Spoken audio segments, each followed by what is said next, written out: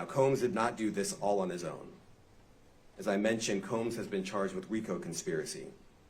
He used his business and employees of that business and other close associates to get his way. Those individuals allegedly included high-ranking supervisors in the business, personal assistants, security staff, and household staff. The indictment alleges that those individuals facilitated the freak-offs. They booked the hotel rooms and stocked them with the supplies, including drugs, baby oil, personal lubricant, extra linens, and lighting. When the hotel rooms got damaged, they helped clean it up. They arranged for victims and commercial workers to travel for the freak-offs. All right, what's up with it, y'all? So look, man, I'm back again with another update on this whole Diddy situation. But before we get into that, I just want to tell y'all that I do appreciate y'all for rocking with me consistently on a day-to-day basis. I hope that everything is going the way that you want it to go in your life. I'm wishing y'all nothing but the best in every aspect of your life. And when I say this, I'm going to talk to my supporters and to those who reciprocate the same energy back to me. And I'm talking to the people who just became supporters recently or in this very video right here. Also, I'm sending y'all nothing but peace, blessings, and prosperous energy y'all way. And also, I got this raffle ticket sale going on from, well, yesterday it was Monday, from Monday to Monday. So you can get tickets at a discounted rate from now until Monday, and then I'm going to switch it up and have a different type of sale. But right now is a good chance to get you a lot of tickets for a little bit of nothing, you know. But anyway, let's get straight into this whole situation at hand. I got something brief to say, and I'm going to let y'all go ahead and watch the whole thing. But basically, long story short, Diddy ass is fried. He's cooked. He's going to be done. I'm not saying he's going to be in jail forever, but he's definitely going to get some type of time or some type of punishment. They basically just stated that, you know, they do have evidence and footage of him actually being associated with these freak-offs. You know what I'm saying? People popping it and throwing it across in the room, throwing cat across the room, all type of different stuff. Now, the video footage and stuff like that that they do have right now isn't out to the public, as we know, but they did release the seal that was on the indictment pertaining to him, and it's a lot of different things that's going to get him basically in a lot of shit, you know. And I do feel like that anybody that was associated with him that was partaking in these freak-offs and actually helping him do the things that they were doing definitely need to be charged as well. They just shouldn't get one person, which I'm pretty sure that they're not going to just do one person. A lot of people finna go down with this, but overall, ultimately, his ass is grass. He's in trouble. And, you know, whatever you do in the dark will come to the light. You got to be ready for that, you know. And I feel like that they really going to try to make an example out of him because he was moving in a way to where you would think that he would think he's untouchable, you know what I'm saying? But yeah, man, I'm gonna go ahead and let y'all get into this whole situation pertaining to him. I want to know your thoughts and opinions on this. They did say that he was involved with prostitution, trying to make people do it, traveling with people across state lines, trying to make them go after certain men and do prostitution and different things like that. You know? Yeah, man, you know, I'm gonna go ahead and put the statement that they put right here so y'all can read it. They just basically said that it was 2 counts of sex trafficking by force, fraud, and I just feel like they got a lot of evidence for them to even be saying half of the stuff that they're saying right now. But I'm going to go ahead and let y'all get into the press conference. Let me know your thoughts and opinions on everything, and I'm going to holler at y'all later on another video. All right.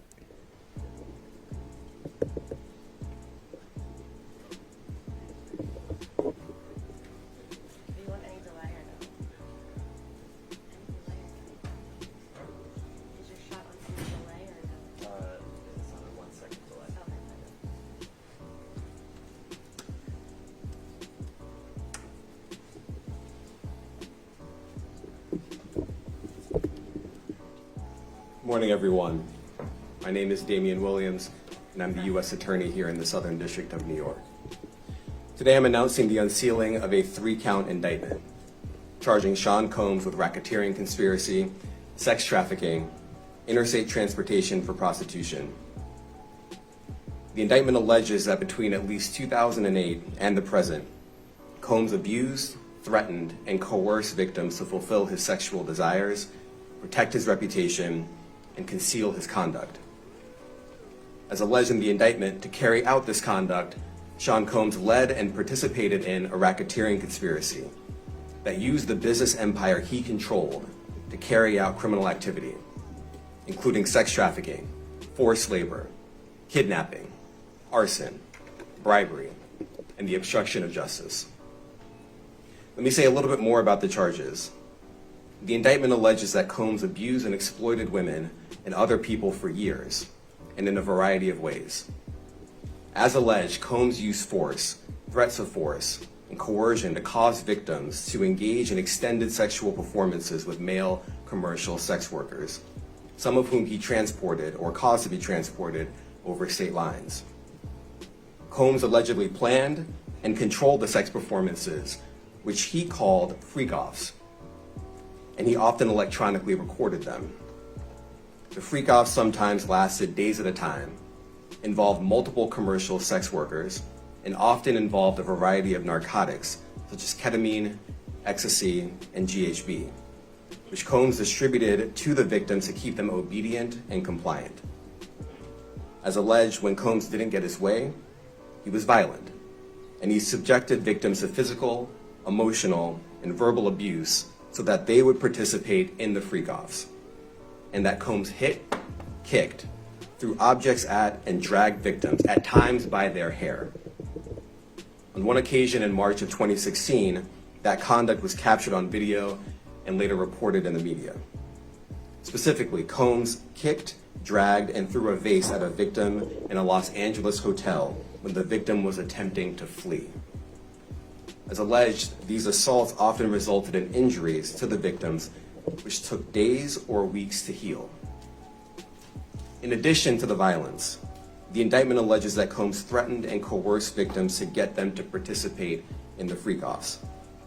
He used the embarrassing and sensitive recordings he made of the freak-offs as collateral against the victims. And the indictment alleges that he maintained control over the victims in several ways, including by giving them drugs, by giving and threatening to take away financial support or housing, by promising them career opportunities, by monitoring their whereabouts, and even by dictating their physical appearance. Because of all of this, the indictment alleges that the victims did not believe they could refuse Combs without risking their security or facing more abuse. The indictment also alleges other acts of violence undertaken by Combs and others, including violence against witnesses to his abuse, kidnapping, and arson. The indictment alleges that on more than one occasion, Combs carried or brandished firearms to intimidate and threaten victims and witnesses. Now, Combs did not do this all on his own. As I mentioned, Combs has been charged with RICO conspiracy. He used his business and employees of that business and other close associates to get his way. Those individuals allegedly included high-ranking supervisors in the business, personal assistants, security staff, and household staff. The indictment alleges that those individuals facilitated the freak-offs. They booked the hotel rooms and stocked them with the supplies, including drugs, baby oil, personal lubricant, extra linens, and lighting. When the hotel rooms got damaged, they helped clean it up. They arranged for victims and commercial sex workers to travel for the freak-offs, and they delivered large quantities of cash to Combs to pay for the commercial sex workers. The indictment also alleges that they helped Combs cover up his crimes. During the March 2016 incident at the LA hotel that I mentioned earlier, a member of the hotel security staff intervened, and Combs attempted to bribe the staff member with a stack of cash to make sure that what happened was kept quiet. And as the indictment alleges, in late 2023, after public allegations were made about Combs' crimes, he and others pressured witnesses and victims to stay silent, including by making phone calls to witnesses and victims and giving them a false narrative of what they had experienced. And as alleged, Combs used others to help conceal his abuse by monitoring and preventing victims from leaving a location in order to hide their injuries, or by locating and contacting a victim who had attempted to flee. As part of this investigation, in March of this year, special agents from HSI executed search warrants at Combs' residences in Miami and Los Angeles. They also executed a warrant for Combs' electronic devices. During those searches, agents seized evidence of the crimes charged in this indictment. They seized firearms and ammunition, including 3 defaced AR-15s and a large capacity drum magazine. They also seized evidence of the freak-offs, electronic devices that contain images and videos of the freak-offs with multiple victims. And they seized cases and cases of the kinds of personal lubricant and baby oil that Combs' staff allegedly used to stock hotel rooms for the freak-offs, more than 1,000 bottles altogether. Here are some of the items that we recovered during the searches.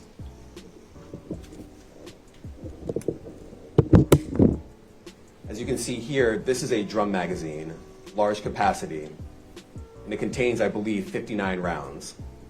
I mentioned as well, we recovered 3 AR-15s. This is a close-up shot of one of the AR-15s, and you can see right here, the serial number has been thoroughly defaced. Another picture of more ammunition and parts of 2 AR-15s right there.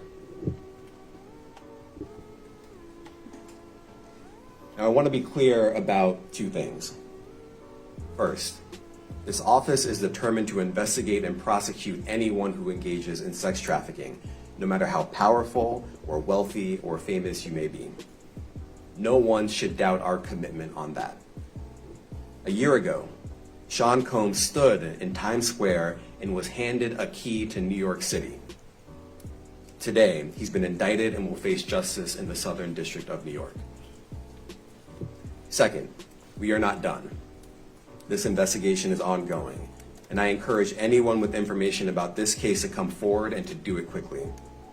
Anyone with information can call 1-877-4-HSI-TIP. I want to express my deep appreciation for the victims and witnesses who have used their voices and helped bring this criminal conduct to light. We would not be here without them. I also want to thank the dedicated case agents on the HSI Trafficking in Person Squad in New York. They have been with us since day one and have worked tirelessly on this investigation. They will continue to be invaluable partners to us.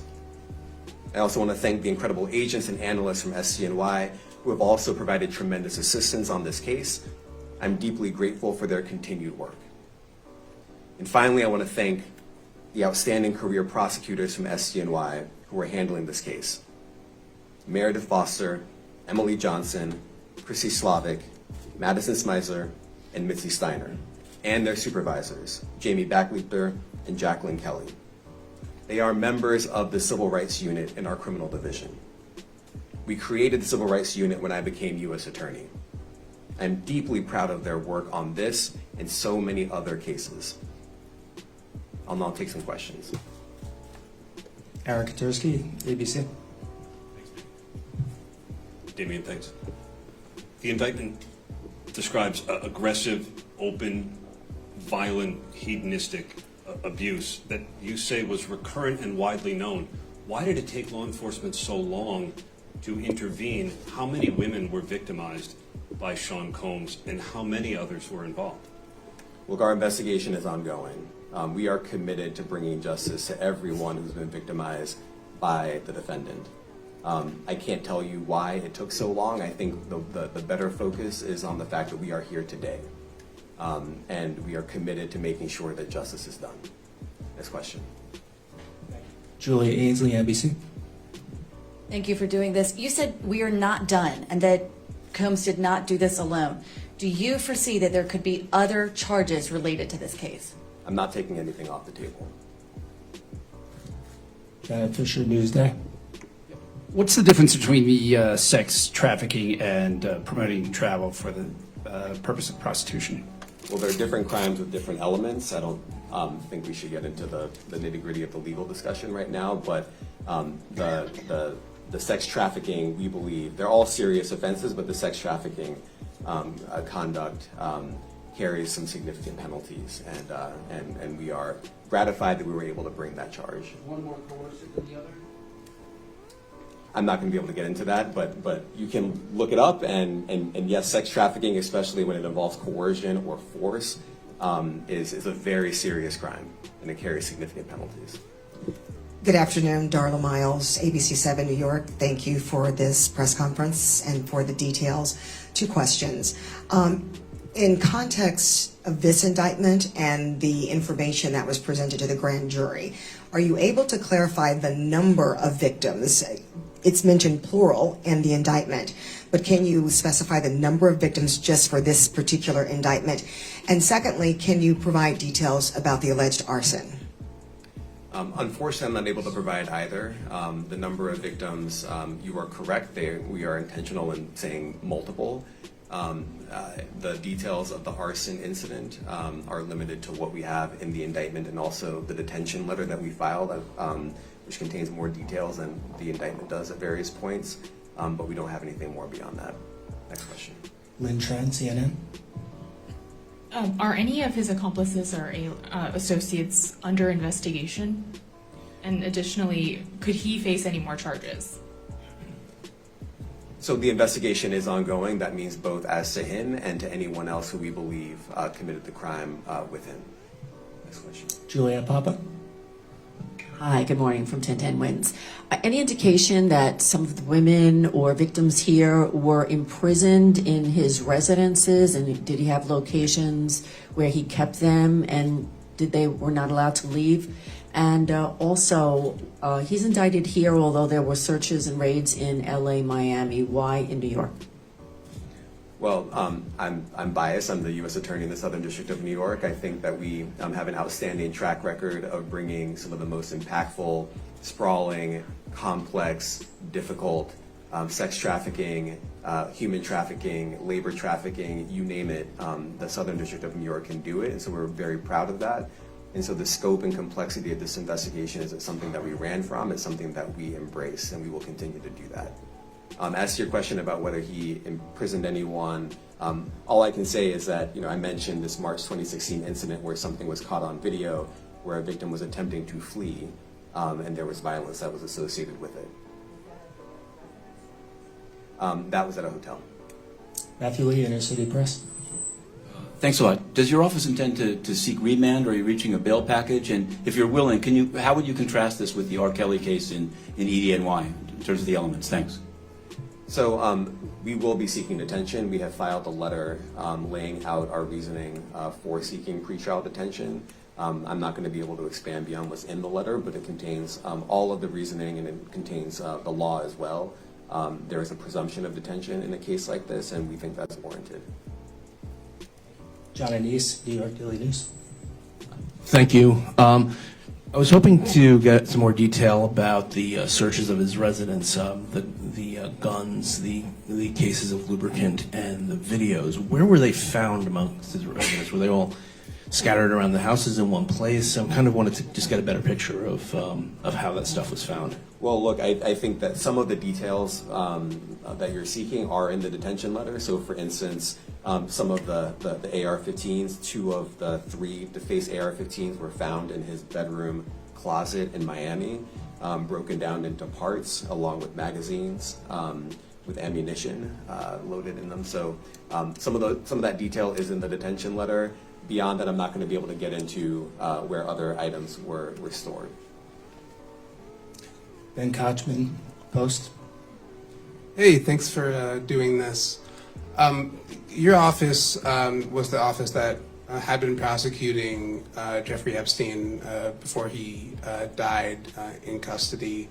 I have not read your detention memo yet. It's the first thing I'm going to do after this ends. But does the memo address, or is your office concerned with Combs's safety in custody, given what happened with Epstein? So we are concerned with anyone's safety whenever they are detained prior to trial. It's part of our obligations to keep people safe as well. It's part of the criminal justice system. So, but I do not draw any sort of connection between Jeffrey Epstein's suicide and what may or may not happen to any other defendant while they are detained pre-trial. And of course, the decision whether to detain the defendant will be up to a judge. Our position is that pretrial detention is warranted under the law and based on the facts of this case, and I'll leave it at that. Are some of the prosecutors on this case some of the same prosecutors that had been handling that, or that worked on the Maxwell case? So I'm not going to get into the staffing. I will say that this team, this group of AUSAs, this incredible group has been working on this case around the clock, and they've had their hands full. Next question. Gus Rosendale, NBC News. Good morning, sir. Combs' attorney said that his client has been cooperative with investigators. He said that this morning. I was wondering if you would have a reaction to that.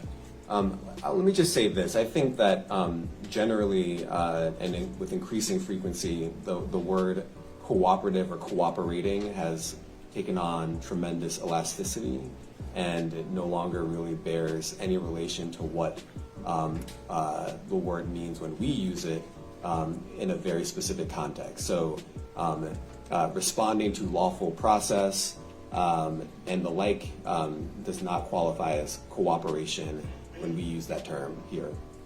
Mike Sisak, AP. Thanks.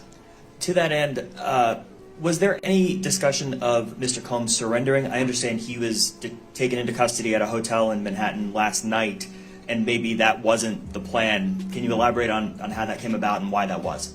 I'm not going to be able to get into any sort of operational details as to how he was taken into custody and when. He is in custody right now. He will be appearing in court later today. Was there any discussion of him surrendering, given they claim he's cooperating?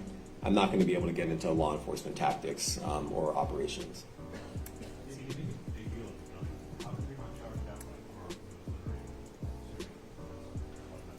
Well, I can't get into the charging decision. It is very meaningful to us that weapons were possessed, as we allege in the indictment.